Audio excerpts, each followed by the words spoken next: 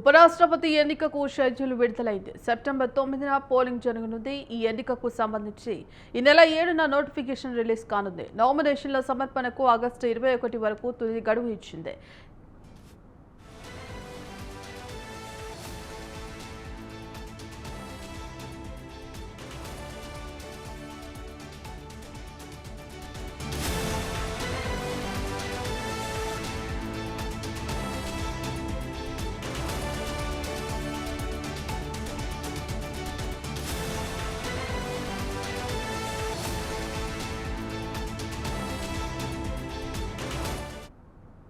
ఉపరాష్ట్రపతి ఎన్నికకు షెడ్యూల్ విడుదలైంది. సెప్టెంబర్ 9న పోలింగ్ జరగనుంది. ఈ ఎన్నికకు సంబంధించి ఈ నెల 7న నోటిఫికేషన్ రిలీజ్ కానుంది. నామినేషన్ల సమర్పణకు ఆగస్టు 21 వరకు తుది గడువు ఇచ్చింది ఈసీ. ఇందుకు సంబంధించి complete updates Delhi bureau chief Naveen అందిస్తారు. నవీన్,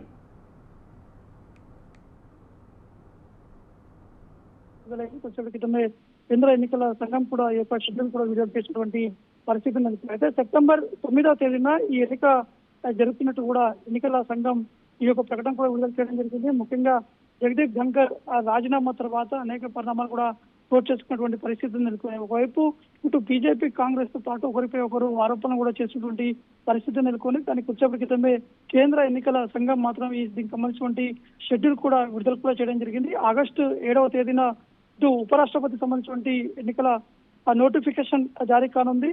దానికి సంబంధించినటువంటి నామినేషన్ స్వీకరణ ఆగస్టు 21 వరకు కూడా ఈ యొక్క నామినేషన్ స్వీకరణ కూడా ఉన్నటువంటి అవకాశం ఉంది. దాంతో పాటు ఈ నామినేషన్ సంబంధించినటువంటి ఆ పరిశీలన మాత్రం 22వ తేదీన వరకు కూడా నామినేషన్ పరిశీలన కూడా జరిగేటువంటి అవకాశం ఉందని చెప్పేసి ఎన్నికల కమిషన్ కూడా ఈ యొక్క ప్రకటన కూడా విడుదల చేసినటువంటి పరిస్థితులు నెలకొన్నాయి. ఇక ఆగస్టు 25వ తేదీ లోపు నామినేషన్ కూడా ఉపసంహరించుకోవచ్చు అని చెప్పేసి కూడా ఎన్నికల తెలపడం జరిగింది. ఇక సెప్టెంబర్ 9వ తేదీన ఉదయం 10 గంటల నుంచి సాయంత్రం 5 గంటల వరకు కూడా ఇటు ఉపరాష్ట్రపతి సంబంధించిన ఎన్నికల పోలింగ్ కూడా జరగనుంది. అదే రోజు సాయంత్రం కౌంటింగ్ కూడా జరగనుందని చెప్పేసి కూడా ఎన్నికల అధికారులు కూడా ఈ యొక్క ప్రకటన కూడా కొద్దిసేపటి క్రితమే విడుదల కూడా చేసినటువంటి పరిస్థితి నెలకొంది. అయితే జగదీప్ ధన్కర్ రాజీనామా చేసిన తర్వాత అతనిపై కూడా కొన్ని ఆరోపణలు కూడా వచ్చినటువంటి పరిస్థితులు నెలకొన్నాయి. మరోవైపు కాంగ్రెస్ పార్టీతో పాటు ఇండియా కూటమికి సంబంధించినటువంటి నేతలు కూడా స్వయంగా జగదీప్ ధన్కర్ రాజీనామా సంబంధించినటువంటి అంశాలపై ఎందుకు రాజీనామా చేయాల్సి వచ్చింది, దీనిపై చర్చించాలని చెప్పేసి కూడా ఇటు లోక్సభతో పాటు రాజ్యసభలో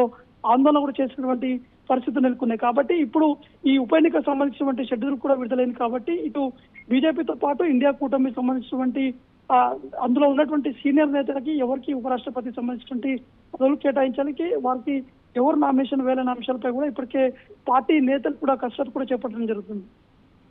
రైట్, థ్యాంక్ యూ నవీన్.